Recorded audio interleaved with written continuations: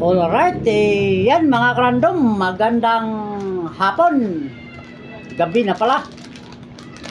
So, papakita ko lang sa inyo yung pitik nung bagong apiringkin natin, no, na matigas. Ito yung Zebra.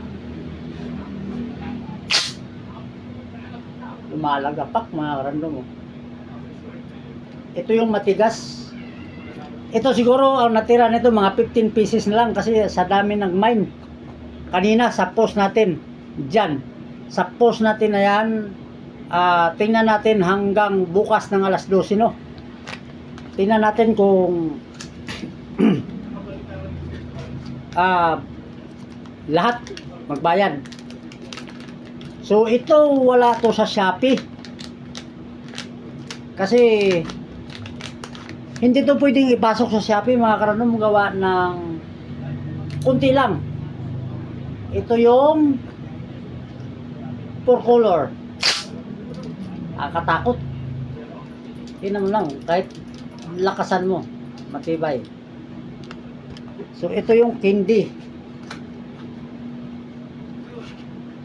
Hindi to pwedeng ipasok sa Shopee gawa ng kunti lang. Baka kasi magsabay-sabay.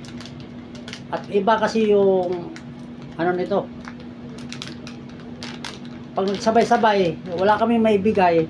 So, hindi pwede. Ito naman yung Zebra. Hindi. Ito, sakto lang. Yan. Ito, unti lang to ha. Grabe na gano'n nito, yung 4 color. At may napasyal naman dito na guys sa Bila. Insakto, pag-post natin, papunta pa lang dito sa Purisa. Kaya, bukod sa nag-mine, di ba sabi ko kanina, wala pang 20 pieces bawat isa. So, sana yung nag-mine dyan, huwag nyo nang pakawalan. Kasi, di natin alam, baka bumalik yung dating yung malambot.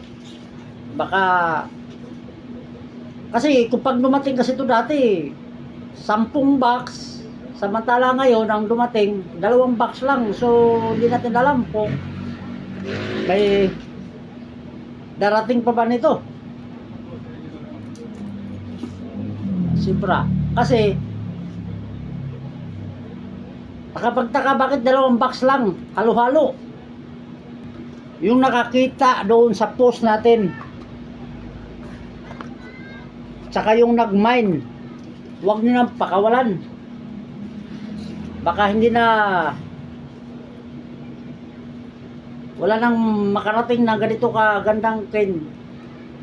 At hindi nagbago yung price mga krandom ha. Ganun pa rin kung ano yung price doon sa luma, ganun pa rin yung price nito. So, yun lang. Alright, yan mga krandom, maraming salamat sa pagsilip. Bye-bye!